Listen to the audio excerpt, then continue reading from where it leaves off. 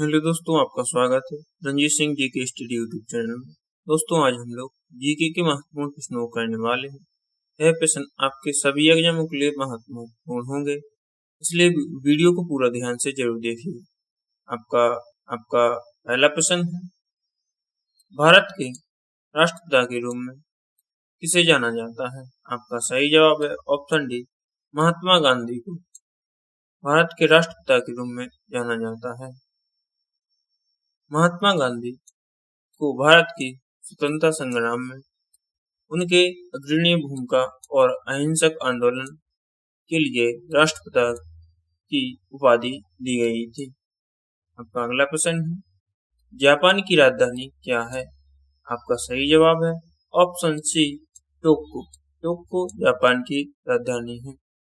आपका अगला व्याख्या देख लेते हैं। टोक्यो जापान का सबसे बड़ा शहर है, इसकी राजधानी है। आपका अगला प्रश्न है, टेलीफोन का आविष्कार किसने किया था? आपका सही जवाब है option B, Alexander Graham Bell ने टेलीफोन का आविष्कार किया था। इसकी व्याख्या देख लेते हैं। अलेक्जेंडर ग्राहम बेल को 1876 में टेलीफोन का आविष्कार करने का श्रेय दिया जाता है। आपका अगला प्रश्न है, लाल ग्रह के नाम से किसे कौन सा ग्रह जाना जाता है? आपका सही जवाब होगा ऑप्शन बी, मंगल ग्रह। इसकी व्याख्या देख लेते हैं। मंगल ग्रह की सतह पर लोहे ऑक्साइड की उपस्थिति के कारण यह लाल रंग का दिखाई देता है, इसलिए इसे लाल ग्रह कहा जाता है। आपका अगला प्रश्न है, दुनिया का सबसे बड़ा महाद्वीप कौन सा है? आपका सही जवाब होगा ऑप्शन बी, एशिया महाद्वीप दुनिया का सबसे बड़ा महाद्वीप है। इसकी व्याख्या देख लेते हैं। एशिया क्षेत्रफल और जनसंख्या दोनों की दृष्टि से दुनिया का सबसे बड़ा महाद्वीप है। दोस्तों, वीडियो पसंद आए वीडियो को लाइक और चैनल को सब्सक्राइब जरूर करें और वीडियो को पूरा ध्यान से जरूर देखिएगा। आपका अगला प्रश्न है, प्रसिद्ध नाटक रोमियो और जूलियट के लेखक कौन है? आपका सही जवाब है ऑप्शन ए, विलियम शेक्सपियर ने प्रसिद्ध नाटक रोमियो और जूलियट के लेखक हैं। इसकी व्याख्या देख लेते हैं। विलियम शेक्सपियर अंग्रेजी साहित्य के महानतम नाटककारों में से एक हैं और रोमियो जूलियट इनकी प्रसिद्ध रचनाओं में से एक हैं। आपका अगला प्रश्न है, राइजिंग सन की भूमिका किसे कहा जाता है? आपका सही जवाब होगा ऑप्शन सी, जापान को। इसकी व्याख्या देख लेते हैं। जापान पूर्वी एशिया में स्थित है और यहाँ सूर्योदय सबसे पहले होता है, इसलिए इसे उगते सूरज की भूमि कहा जाता है। दोस्तों, यह प्रश्न आपके लिए बहुत इम्पोर्टेंट होगा। इसे उगते सूरज की भूमि कहा जाता है। आपका अगला प्रश्न है, सबसे छोटा महाद्वीप कौन सा है? दोस्तों, आपका सही जवाब होगा ऑप्शन सी, ऑस्ट्रेलिया सबसे छोटा महाद्वीप है। इसकी व्याख्या देख लेते हैं। ऑस्ट्रेलिया क्षेत्रफल के हिसाब से दुनिया का सबसे बड़ा छोटा महाद्वीप है। आपका अगला प्रश्न है, मोनालिसा की पेंटिंग किसने बनाई थी? आपका सही जवाब है option B, Leonardo da Vinci ने मोनालिसा की पेंटिंग बनाई थी। मोनालिसा इतालवी कलाकार लियोनार्डो दा विंची द्वारा बनाई गई एक प्रसिद्ध पेंटिंग है। आपका अगला प्रश्न है, सबसे पहले आधुनिक ओलंपिक खेलों का आयोजन किस देश में किया था? आपका सही जवाब है ऑप्शन बी, ग्रीस देश में। सबसे पहले आधुनिक ओलंपिक खेलों का आयोजन ग्रीस देश में किया गया था। पहले आधुनिक ओलंपिक खेल सन 1896 में एथेंस ग्रीस में आयोजित किए गए थे। आपका अगला प्रश्न है, भारतीय संविधान को पहली बार कब संशोधित किया गया था? आपका सही जवाब है ऑप्शन बी, सन 1951 को भारतीय संविधान को पहली बार संशोधित किया गया था। इसकी व्याख्या देख लेते हैं। भारतीय संविधान का पहला संशोधन सन 1991 में किया गया, जिसमें मुख्य रूप से सामाजिक और आर्थिक रूप से पिछड़े वर्गों की उन्नति के लिए विशेष प्रावधान शामिल थे। रॉलेट एक्ट को किस वर्ष लागू किया गया था? आपका सही जवाब होगा ऑप्शन बी, सन 1919 को रॉलेट एक्ट लागू किया गया था। रॉलेट एक्ट ब्रिटिश सरकार द्वारा 1919 में पारित किया गया, जिसने बिना मुकदमे की गिरफ्तारी और कारावास की अनुमति दी थी। भारत का राष्ट्रीय पशु कौन है? आपका सही जवाब होगा ऑप्शन बी, बाघ। बाघ भारत का राष्ट्रीय पशु है। आपका व्याख्या देख लेते हैं। बाघ रॉयल बंगाल टाइगर भारत का राष्ट्रीय पशु है, जो देश की वन्यजीव संपत्ति का प्रतीक है। आपका अगला प्रश्न है, जन गण मन के लेखक कौन हैं? आपका सही जवाब होगा ऑप्शन बी, रविंद्रनाथ टैगोर जन गण मन के लेखक हैं। जन गण मन भारत का राष्ट्रगान है, जिसे रविंद्रनाथ टैगोर ने लिखा था। आपका अगला प्रश्न है, वंदे मातरम गीत के लेखक कौन है? आपका सही जवाब है ऑप्शन बी, बंकिम चंद्र चट्टोपाध्याय वंदे मातरम गीत के लेखक हैं। आपका व्याख्या देख लेते हैं। वंदे मातरम भारत का राष्ट्रीय गीत है, जिसे बंकिम चंद्र चट्टोपाध्याय ने अपने उपन्यास आनंद मठ में लिखा था। आपका अगला प्रश्न है, भारत का राष्ट्रीय खेल कौन सा है? आपका सही जवाब है ऑप्शन बी, हॉकी भारत का राष्ट्रीय खेल है। आपका अगला प्रश्न, व्याख्या देख लेते हैं। हॉकी को भारत का राष्ट्रीय खेल माना जाता है, हालांकि इसका कोई आधिकारिक दर्जा नहीं है। विश्व का आपका अगला प्रश्न है, विश्व का सबसे ऊंचा पर्वत कौन सा है? आपका सही जवाब है ऑप्शन सी, माउंट एवरेस्ट विश्व का सबसे ऊंचा पर्वत है। माउंट एवरेस्ट हिमालय पर्वत श्रृंखला में स्थित दुनिया का सबसे ऊंची चोटी है। आपका अगला प्रश्न है, पंचतंत्र के लेखक कौन है? आपका सही जवाब होगा ऑप्शन सी, विष्णु शर्मा। पंचतंत्र संस्कृत कहानियों का सबसे एक प्राचीन भारतीय संग्रह है, जिसे विष्णु शर्मा ने लिखा था। आपका अगला प्रश्न है, किस वर्ष भारत को स्वतंत्रता प्राप्ति हुई थी? आपका सही जवाब है ऑप्शन सी, सन 1947 को। भारत को 15 अगस्त सन 1947 को ब्रिटिश शासन से स्वतंत्रता मिली थी। आपका अगला प्रश्न है, कौन सा ग्रह सूर्य के सबसे निकट है? आपका सही जवाब होगा ऑप्शन सी, बुध। बुध सूर्य के सबसे निकटतम ग्रह है और हमारे सौरमंडल का सबसे छोटा ग्रह भी है। आपका अगला प्रश्न है, रामायण के रचयिता कौन है? आपका सही जवाब है ऑप्शन बी, वाल्मीकि रामायण के रचयिता है। महर्षि वाल्मीकि को प्राचीन भारतीय महाकाव्य रामायण का रचयिता माना जाता है। आपका अगला प्रश्न है, भारत के राष्ट्रपति का कार्यकाल कितने वर्षों का होता है? आपका सही जवाब है ऑप्शन बी, 5 वर्ष का। व्याख्या, भारत के राष्ट्रपति का कार्यकाल 5 वर्ष की अवधि के लिए होता है। आपका अगला प्रश्न है, भारत का सबसे बड़ा राज्य कौन सा है क्षेत्रफल के अनुसार?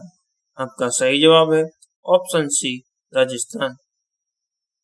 क्षेत्रफल की दृष्टि से राजस्थान भारत का सबसे बड़ा राज्य है। आपका अगला प्रश्न है, किस नदी को भारत की जीवन रेखा कहा जाता है? आपका सही जवाब है ऑप्शन सी, गंगा नदी को। गंगा नदी को भारत की सबसे पवित्र और महत्वपूर्ण नदी माना जाता है और इसे अक्सर भारत की जीवन रेखा कहा जाता है। आपका अगला प्रश्न है, भारतीय रुपए के नोट पर किसकी तस्वीर होती है? आपका सही जवाब है ऑप्शन सी, महात्मा गांधी की। भारतीय करेंसी नोटों पर महात्मा गांधी की तस्वीर छपी होती है। आपका अगला प्रश्न है, विश्व की सबसे लंबी नदी कौन सी है? आपका सही जवाब है ऑप्शन बी, नील नदी। नील नदी अफ्रीका में बहने वाली दुनिया की सबसे लंबी नदी है। आपका अगला प्रश्न है, विश्व का सबसे बड़ा महासागर कौन सा है? आपका सही जवाब है ऑप्शन डी, प्रशांत महासागर। प्रशांत महासागर दुनिया का सबसे बड़ा और सबसे गहरा महासागर है। आपका अगला प्रश्न है, नोबेल पुरस्कार देने वाली संस्था कौन सी है? आपका सही जवाब होगा option C, Nobel foundation. Nobel पुरस्कार नोबेल फाउंडेशन द्वारा प्रशासित किए जाते हैं, जो स्वीडिश वैज्ञानिक अल्फ्रेड नोबेल की वसीयत पर आधारित है। भारत का पहला उपग्रह कौन सा था? भारत का पहला उपग्रह कौन सा था? आपका सही जवाब है ऑप्शन सी, आर्यभट्ट। आर्यभट्ट भारत का पहला उपग्रह था, जिसे सन 1975 में लॉन्च किया गया था। कंप्यूटर के मस्तिष्क को क्या कहा जाता है? आपका सही जवाब है option C, CPU, central processing unit इसका फुल फॉर्म है। सीपीयू कंप्यूटर का मुख्य घटक है, जो निर्देशों को संसाधित करता है, इसलिए इसे कंप्यूटर का मस्तिष्क कहा जाता है। का अगला प्रश्न है, खट्टे फलों में कौन सा एसिड होता है? आपका सही जवाब होगा option C, citric acid. Citric acid खट्टे फलों में पाया जाता है, जैसे नींबू, संतरा जैसे खट्टे फलों में मुख्य रूप से साइट्रिक एसिड पाया जाता है। आपका अगला प्रश्न है, ताजमहल का निर्माण किसने करवाया था? आपका सही जवाब है ऑप्शन सी, शाहजहां ने ताजमहल का निर्माण करवाया था। ताजमहल का निर्माण मुगल सम्राट शाहजहां ने अपनी पत्नी मुमताज महल की याद में करवाया था। आपका अगला प्रश्न है, संयुक्त राष्ट्र संघ का मुख्यालय कहाँ स्थित है? आपका सही जवाब होगा ऑप्शन सी, न्यूयॉर्क में। संयुक्त राष्ट्र संघ यूएनओ का मुख्यालय न्यूयॉर्क शहर संयुक्त राज्य अमेरिका में स्थित है। आपका अगला प्रश्न है, विश्व स्वास्थ्य संगठन WHO का मुख्यालय कहाँ स्थित है? आपका सही जवाब होगा ऑप्शन बी, जिनेवा में। विश्व स्वास्थ्य संगठन WHO का मुख्यालय जिनेवा स्विट्जरलैंड में स्थित है। आपका अगला प्रश्न है, भारतीय राष्ट्रीय कांग्रेस की स्थापना किस वर्ष हुई थी? आपका सही जवाब होगा ऑप्शन ए, सन 1885 को। भारतीय राष्ट्रीय कांग्रेस की स्थापना सन 1885 में A.O. होम द्वारा की गई थी। आपका अगला प्रश्न है, स्वतंत्र भारत के पहले प्रधानमंत्री कौन थे? आपका सही जवाब होगा ऑप्शन बी, जवाहरलाल नेहरू। पंडित जवाहरलाल नेहरू स्वतंत्र भारत के पहले प्रधानमंत्री थे। आपका अगला प्रश्न है, भारत की सबसे पुरानी सभ्यता कौन सी थी? आपका सही जवाब होगा ऑप्शन बी, सिंधु घाटी सभ्यता भारत की सबसे पुरानी सभ्यता थी। सिंधु घाटी सभ्यता, हड़प्पा सभ्यता भारत की सबसे प्राचीन सभ्यता है। आपका अगला प्रश्न है, प्रसिद्ध प्राचीन भारतीय ग्रंथ अर्थशास्त्र किसने लिखा था? आपका सही जवाब होगा ऑप्शन बी, कौटिल्य या कहें चाणक्य ने। अर्थशास्त्र प्राचीन भारतीय राजनीति और अर्थशास्त्र पर एक ग्रंथ है, जिसे कौटिल्य ने लिखा था। आपका अगला प्रश्न है, वैदिक सभ्यता से जुड़ी कौन सी नदी है? आपका सही जवाब होगा ऑप्शन डी, सरस्वती।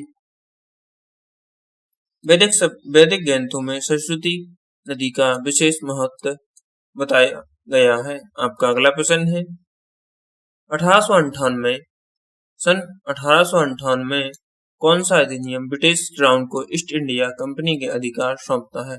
आपका सही जवाब होगा option C, government of India act 1858। सन 1857 के विद्रोह के बाद गवर्नमेंट ऑफ इंडिया एक्ट 1858 पारित किया गया, जिसने भारतीय प्रशासन को सीधे ब्रिटिश क्राउन के अधीन कर दिया। आपका अगला प्रश्न है, 1930 में दांडी मार्च का नेतृत्व किसने किया था? आपका सही जवाब होगा ऑप्शन बी, महात्मा गांधी ने। दांडी मार्च नमक सत्याग्रह का नेतृत्व महात्मा गांधी ने ब्रिटिश नमक एकाधिकार के खिलाफ किया था। आपका अगला प्रश्न है, 1929 में पूर्ण स्वराज का लक्ष्य कौन से कांग्रेस नेता ने घोषित किया था? आपका सही जवाब होगा ऑप्शन सी, जवाहरलाल नेहरू ने। भारतीय राष्ट्रीय कांग्रेस के 1929 के लाहौर अधिवेशन में पंडित जवाहरलाल नेहरू ने पूर्ण स्वराज, पूर्ण स्वतंत्रता को कांग्रेस का लक्ष्य घोषित किया था। आपका अगला प्रश्न है, भारतीय राष्ट्रीय कांग्रेस की पहली महिला अध्यक्ष कौन थी? आपका सही जवाब है option B, Annie Besant. Annie Besant सन 1917 में भारतीय राष्ट्रीय कांग्रेस की पहली महिला अध्यक्ष थी। आपका अगला प्रश्न है, इंडिया विंस फ्रीडम किताब किसने लिखी थी? आपका सही जवाब है मौलाना अबुल कलाम आजाद ने। India wins freedom Maulana Abul Kalam Azad की आत्मकथा है, जो भारत के पहले शिक्षा मंत्री थे। आपका अगला प्रश्न है, संयुक्त राष्ट्र में हिंदी में पहली बार संबोधन किसने किया था? आपका सही जवाब है ऑप्शन सी, अटल बिहारी वाजपेयी ने।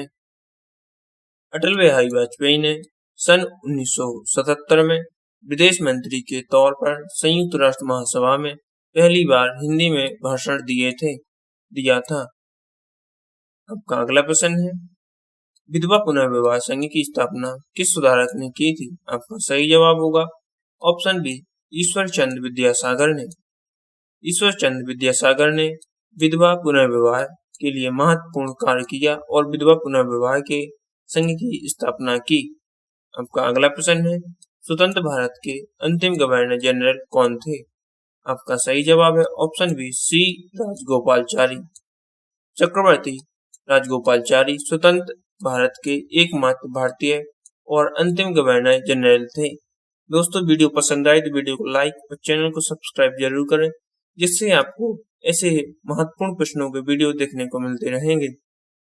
आपका अगला प्रश्न है, मानव शरीर का सबसे संवेदनशील अंग कौन सा है?